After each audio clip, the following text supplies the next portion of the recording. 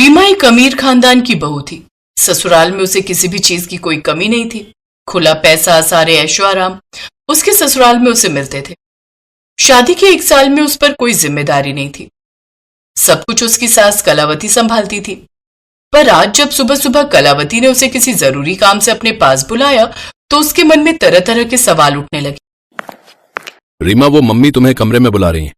Mummy जी, इतनी सुबह सुबह? उन्हें मेरे से इतनी सुबह सुबह क्या काम है? होगा कोई काम, पूछ लो एक बार जाकर। हाँ, जाती हूँ। रीमा अपनी सास के कमरे में जाती है। उसकी सास कलावती उसके हाथ में एक चाबी का गुच्छा देती है। बहू, ये चाबी का गुच्छा आज से तुम्हारे पास रहेगा। मैं तुम्हें इस घर के खर्चों की सारी जिम्मेदारी सौंप रही हूँ। जिस तरह से मेरी सास ने मुझे ये जिम्मेदारी दी थी, अब ये जिम्मेदारी मैं तुम्हें सौंप रही हूँ। पर तुम्हें इस जिम्मेदारी को बहुत ध्यान से निभाना है। अभी मैं ये चाबी का गुच्छा केवल 1 महीने के लिए तुम्हें दूंगी। अगर तुमने मुझे अगले 1 महीने में पैसों की बचत करके दिखा दी तो मैं तुम्हें हमेशा के लिए ये चाबी का गुच्छा दे दूंगी। सास की बातें सुनकर रीमा के मन में खुशी की लहर दौड़ पड़ी। कब से मैं इस चाबी के गुच्छे को पाने की कोशिश कर रही थी। आज माँ जी ने खुद ही मुझे ये दे दिया। अब तो मेरे मजे ही मजे।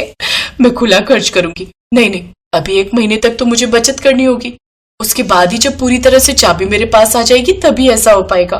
मुझे तब तक अपने आप पर कंट्रोल रखना होगा। समझ आ गई बहू? ये लो, पकड़ो चाबियां और 1 महीने बाद मुझे बताना कि तुमने कितने पैसे बचाए हैं। मैंने तिजोरी में 1 महीने के खर्चे के पैसे रख दिए हैं। अब तुम्हें उनमें से कुछ पैसे बचा कर दिखाना है। कलावती ने रीमा को चाबी का गुच्छा थमा दिया। अब रीमा के दिमाग में बस एक ही बात चल रही थी कि वो बचत कैसे करे। मालकिन, सब्जियां महंगी हो गई हैं, कम से कम 500 रुपए की आएंगी। क्या कहा? इतनी महंगी? रहने दो, मैं खुद ही सस्ती सब्जी खरीद लाऊंगी। तुम दूसरा काम करो। लगता है अब मुझे खुद ही सब्जी खरीदने बाजार जाना होगा। रीमा ने थैला उठाया और खुद ही सब्जियां खरीदने मंडी पहुंच गई। अचानक उसके दिमाग में एक आइडिया आया। इतनी भीड़ भाड़ में अगर मैं थोड़ी बहुत सब्जी चुरा लूंगी तो किसी को क्या ही पता चलेगा। वैसे भी मैं अमीर खानदान की हूँ, मेरे ऊपर किसी का शक नहीं जाएगा। इतनी ढेर सारी सब्जियों में से 2-4 किलो मैंने निकाल भी ली तो इन सब्जी वालों का भला क्या ही बिगड़ जाएगा। पर हाँ, मेरा भला जरूर हो जाएगा क्योंकि मैं सब्जी के पैसे बचा लूंगी। रीमा सब्जी खरीदने के बहाने सब्जी वालों से मोल भाव करती रही और वो ऐसे दिखा रही थी मानो कितनी महंगी सब्जी खरीद रही हो। और चुपके से उसने थोड़ी थोड़ी सब्जियां अपने थैले में डालनी शुरू कर दी। अब अमीर घर की औरत पर भला कौन ही शक करता। किसी को इतना पता ही नहीं चला। रीमा ने बहुत सारी सब्जियां चुरा कर अपने थैले में रख ली। उस दिन रीमा बहुत खुश थी क्योंकि उसने बहुत सारे पैसे बचा लिए। अरे वाह बहू, तुम 100 रुपए में इतनी सारी सब्जी खरीद लाई। तो और क्या मम्मी जी, अब हम घर के नौकरों को सब्जी खरीदने के लिए भेजते हैं तो ये मोल भाव थोड़ी करते हैं। तुम तो बहुत समझदार हो बहू, तुमने तो अभी से बचत करनी शुरू कर दी। जीती रहो। आज ये सब देखकर मैं बहुत खुश हूँ। देख लो, तुम सबके भरोसे में है, ना जाने कितना खर्च कर देती थी। ये तो रीमा बहू ने समझदारी दिखाई और आज देखो सब्जी कितनी सस्ती खरीद कर लाई है। रीमा बहुत खुश थी कि उसकी सास उसके बचत करने से खुश है, पर वो चोरी करने का अपराध कर रही है, इस बात का उसे कोई पछतावा नहीं था। अब तो रीमा की आदत सी बन गई थी रोजाना सब्जी चोरी करने की। वो जब भी मंडी जाती तो खरीदने से ज्यादा सब्जी चोरी कर लेती। रीमा अक्सर ही मंडी से सब्जी चोरी करके लाने लगी। और ऐसे ही एक दिन जब रीमा सब्जी खरीदने मंडी जाने लगी तो वो अपना पर्स ले जाना भूल गई। रीमा ने जल्दी में अपना पर्स सीढ़ियों पर ही छोड़ दिया। काम वाली ने सफाई करते हुए जब पर्स देखा तो सास को पकड़ा दिया। माताजी, लगता है रीमा भाभी अपना पर्स सीढ़ियों पर ही भूल गई। हाँ, बहू तो मंडी गई है। एक काम करती हूँ, मैं खुद ही सब्जी मंडी चली जाती हूँ। बहू को पर्स भी दे दूंगी और मेरा थोड़ा घूमना भी हो जाएगा। कलावती उस दिन खुद ही सब्जी मंडी पहुंच गई। सास को सामने देखकर रीमा घबरा गई। मम्मी जी, आप और यहाँ? अरे हाँ बहू, तुम अपना पर्स घर पर ही भूल गई थी। सोचा तुम्हें पकड़ा देती हूँ, थोड़ा मेरा टहलना भी हो जाएगा। अरे तुमने सब्जियां कैसे खरीदी जबकि पैसे तो पर्स में है? रीमा के चेहरे पर चिंता की लकीरें पड़ गई। अब वो क्या जवाब देती कि ये सब्जियां चोरी की हैं? उसने अपनी सास को झूठ बोला। अरे मम्मी जी, वो मेरे पास ना थोड़े से पैसे इस थैले की जेब में रखे थे। सोचा अब घर क्या वापस जाऊंगी, जो है इन्हीं से कुछ खरीद लेती हूँ। बस सब्जी मैंने खरीद ली है। कभी कभी मैं बचे हुए पैसे ना इस थैले की जेब में रख देती हूँ। आज सचमुच काम आ गए। ये खूब अच्छा रहा बहू। वैसे करेले दिखाई दे तो खरीद लेना। बहुत दिनों से करेले नहीं खाए, अभी तो महंगे होंगे। कोई बात नहीं मम्मी जी, महंगे हैं तो क्या हुआ, आपसे ज्यादा कीमती थोड़ी है, मैं अभी लेकर आती हूँ। रीमा करेले ढूंढने के लिए मंडी में थोड़ा आगे चली गई। उसे पता था कि उसे करेले चुराने हैं ताकि पैसे बच जाएं। इतनी देर में कलावती को एक सब्जी वाला आवाज लगाता है। अरे माताजी, वो भाभी जी आपके साथ हैं क्या? उन्होंने मुझे आलू प्याज के पैसे नहीं दिए, बोल रही थी अभी दे देंगी। अच्छा, हो सकता है भूल गई होगी, कितने देने मैं दे देती हूँ। सब्जी वाले ने कलावती से आलू प्याज के पैसे ले लिए। जब कलावती थोड़ी आगे बढ़ी तो सब्जी वाले के साथ बैठा हुआ एक और सब्जी वाला दोनों आपस में बातें करने लगे। ये तूने सही किया, अब अमीर लोगों पर चोरी का इल्जाम भी तो नहीं लगा सकते। हालांकि हम ये बात अच्छे से जानते हैं कि वो भाभी जी जो यहाँ सब्जी लेने आई है, हम सबकी सब्जी चोरी कर लेती हैं, और पैसे वालों के आगे हम गरीबों का जोर नहीं चलता भैया। वही तो, न जाने घर की क्या मजबूरी क्या हालात है कि वो भाभी जी सब्जी चोरी करती हैं। मैंने तो आज पैसे निकलवा लिए, बल्कि मैं तो सोच रहा था कि तू भी पैसे मांग ले, बोल देता कि तेरे ठेले से भी उन्होंने सब्जी ली है। अरे छोड़ ना यार, अब आगे से ध्यान रखेंगे। हम उन भाभी जी को यहाँ से सब्जी देंगे ही नहीं, बोलेंगे कहीं और से ले लेंगी, या फिर पहले पैसे फिर सब्जी, और उन पर नजर रखेंगे।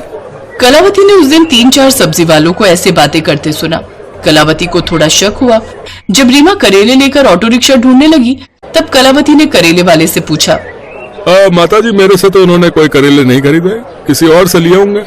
हे भगवान, इसका मतलब रीमा बहू सब्जी की चोरी करती है और तभी वो इतने पैसे बचा पा रही है। इस बेचारे गरीब सब्जी वाले के करेलों के पैसे भी उसने नहीं दिए। भैया, हो सकता है इतने सारे ग्राहक में तुम पहचान नहीं पाए हो। ये लो, मेरी बहू ने तुमसे करेले खरीदे हैं, पैसे रख लो। धन्यवाद माताजी, आप जैसा ईमानदार ग्राहक अगर हम सब्जी वालों के पास आता रहे तो हमारी भी बिक्री में कमी ना आए। हो सकता है उन्होंने लिए हों और मुझे याद ना रहा हो उनका चेहरा। धन्यवाद माताजी। कलावती का मन बहुत खराब हुआ और जब सब नौकरों की छुट्टी हो गई तब कलावती ने रीमा पर बहुत गुस्सा किया। अपनी सास की डांट सुनकर रीमा बहुत शर्मसार हुई। वहीं पास में रीमा के ससुर भी बैठे थे और पति मोहित भी। उन दोनों को भी रीमा की इस हरकत पर बहुत गुस्सा आया। मुझे माफ कर दीजिए मम्मी जी, मैं तो बस बचत करने के चक्कर में ऐसा कर रही थी। मुझसे बहुत बड़ी गलती हो गई mummy ji. I am sorry papa ji, I am sorry Mohit ji. मैंने इसी वजह से ये सब किया था कि मम्मी जी मुझे 1 महीने बाद बचत किए हुए पैसे देखकर हमेशा के लिए चाबी का गुच्छा दे दे। रीमा बहू, हमारे जाने के बाद सब कुछ तुम्हारा और मोहित का ही तो है। ये घर भी तुम्हारा है और ये जायदाद पर भी तुम्हारा ही हक है। चोरी करना तो पाप है ना? क्या तुमने ये भूल नहीं की है?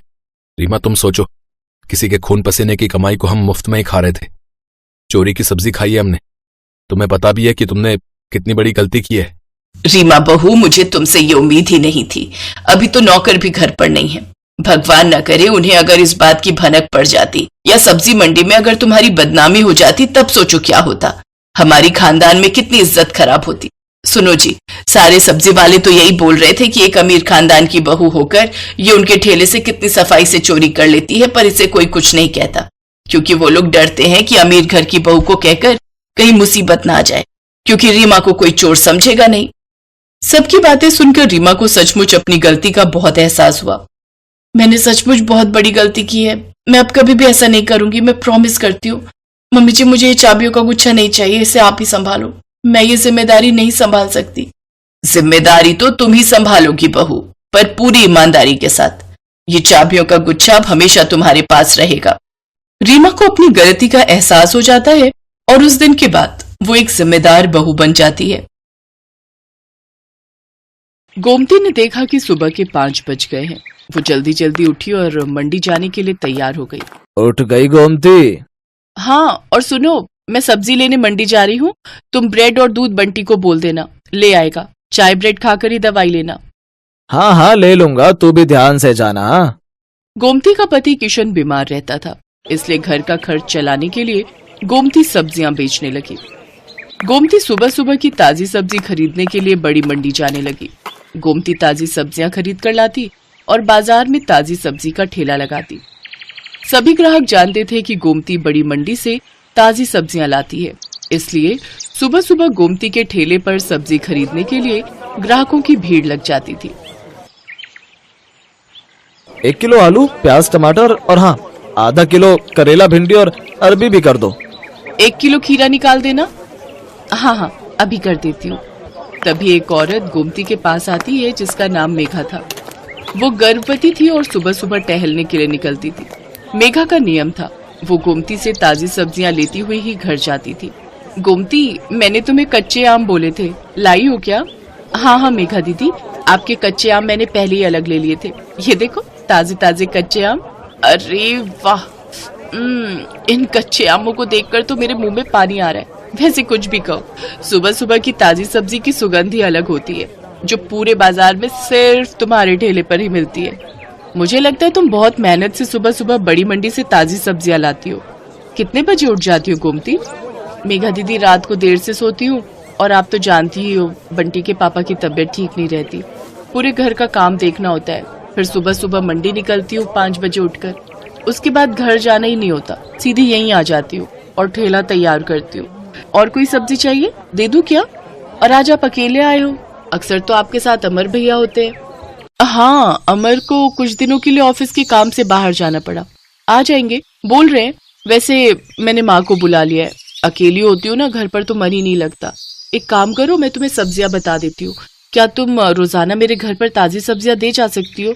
अब चला नहीं जाता, पूरा टाइम है ना इसलिए। हाँ हाँ, आप चिंता मत करो मेघा दीदी, मैं रोजाना सुबह सुबह की ताजी सब्जी आपके घर पहुंचा दिया करूंगी। इस हालत में आप अपना ख्याल रखो और किसी भी चीज की जरूरत हो तो मुझे वो भी कह देना, मैं ला दिया करूंगी। मैं तो बड़ी मंडी जाती रहती हूँ। बहुत बहुत धन्यवाद गोमती, नहीं तो आजकल इतना कौन करता है। ठीक है, अब मैं चलती हूँ, ये मेरा फोन नंबर है, मैं तुम्हें सब्जियां बता दिया करूंगी, तुम पहुंचा दिया करना।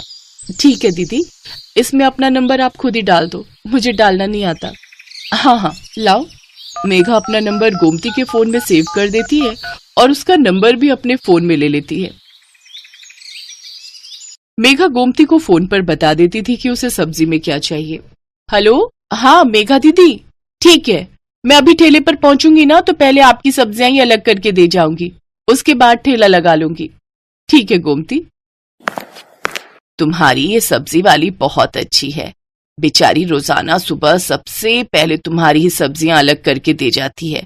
इसकी दी हुई भिंडी मैंने कल काटी थी, एक भिंडी खराब नहीं निकली, सब ताजी कच्ची कच्ची भिंडी थी। हाँ माँ, बहुत अच्छी है गोमती, पर बेचारी का पति बीमार रहता है, 3 छोटे छोटे बच्चे हैं, अकेले ही सब्जी बेचकर घर का गुजारा कर रही है।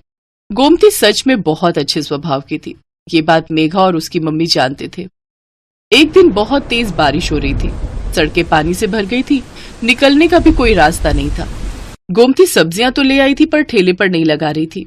आज तो बारिश ने परेशान कर दिया, सोच रही हूँ ठेला रुक कर लगाऊं, सड़कों पर पानी भरा हुआ है, कोई सब्जी लेने नहीं आएगा, थोड़ी देर बाद ही लगाऊंगी। अभी सारी सब्जी की बोरियां यहीं साइड में रख देती हूँ। एक काम करती हूँ, मेघा दीदी ने कल कच्चे आम बोले थे और बाकी सब्जियां भी तब तक उन्हें दे आती हूँ। आज उनका फोन भी नहीं आया, उन्हें लगा होगा कि मैंने बारिश के चलते सब्जी नहीं लगाई होगी। बारिश का पानी भी थोड़ा उतर जाएगा, बोरियां यहीं ठेले पर बांध जाती हूँ। गोमती ने सब्जी की बोरियां ठेले पर बांध दी और ठेले को जंजीर से बांधकर वो सब्जियां देने के लिए मेघा के घर चली जाती है। पर वो देखती है कि मेघा की तबीयत बहुत खराब है और जिस डॉक्टर से उसका इलाज चल रहा है वो उसका फोन नहीं उठा रही है। अस्पताल में भी कोई फोन नहीं उठा रहा, जिस वजह से मेघा और उसकी मम्मी बहुत परेशान हो रहे थे। मम्मी, कोई भी फोन नहीं उठा रहा, मेरा दर्द बढ़ता जा रहा है, मुझे लग रहा है मेरा लेबर पेन स्टार्ट हो गया है। मुझे भी यही लग रहा है कि तुम्हारे बच्चे का दर्द शुरू हो गया है। एक तो बारिश में कोई कैब भी बुक नहीं हो रही। आंटी जी आप चिंता मत करो, यहाँ थोड़ी दूरी पर ही मेरी जान पहचान वाले एक ऑटो वाले भैया रहते हैं, मैं अभी उन्हें लेकर आती हूँ। मुझे लगता है आज बारिश की वजह से वो काम पर नहीं गए होंगे। गोमती उस ऑटो वाले के घर जाती है जिसे वो जानती थी। बारिश की वजह से ऑटो वाला भैया आज काम पर नहीं गया था। गोमती के कहने पर वो अपना ऑटो निकाल लेता है। वो सब मेघा को अस्पताल ले जाते हैं। गोमती मेघा की मम्मी के साथ वहीं रहती है। बारिश भी अब रुक चुकी थी, पानी सड़कों से उतर गया था। मेघा के हस्बैंड को जब ये बात पता चलती है तो वो सीधा हॉस्पिटल ही आ जाता है।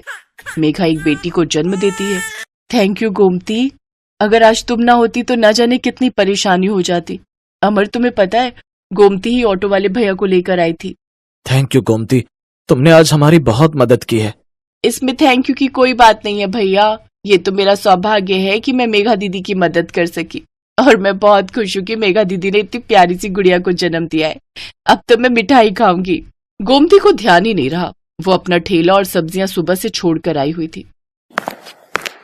सब सब्जी वाले बारिश की वजह से वहां से जा चुके थे। गोमती देखती है उसका ठेला और सब्जियां कोई चोरी करके ले गया। गोमती बहुत रोती है। ये बात जब मेघा और अमर को पता चलती है तो वो गोमती की मदद करते हैं। गोमती, हमारी अपनी दुकान कब से खाली पड़ी थी, अब तुम हमारी दुकान को अपनी सब्जी की दुकान बना लो। अब से तुम दुकान पर बैठकर सब्जी बेचा करो और टेंशन मत लो, हम तुमसे दुकान का कोई किराया नहीं लेंगे। तुम आराम से अपनी सब्जी की दुकान चलाओ। गोमती की आंखों में खुशी के आंसू आ जाते हैं। कुछ समय बाद गोमती का पति किशन भी ठीक हो जाता है। अब वो दोनों मिलकर मेहनत से सब्जी की दुकान चलाने लगे। दुकान बनने की वजह से गोमती के पास और भी ग्राहक बढ़ गए। सब जानते थे कि अगर सुबह सुबह की ताजी सब्जी कहीं मिल सकती है तो सिर्फ गोमती सब्जी वाली की दुकान पर। Thanks for watching.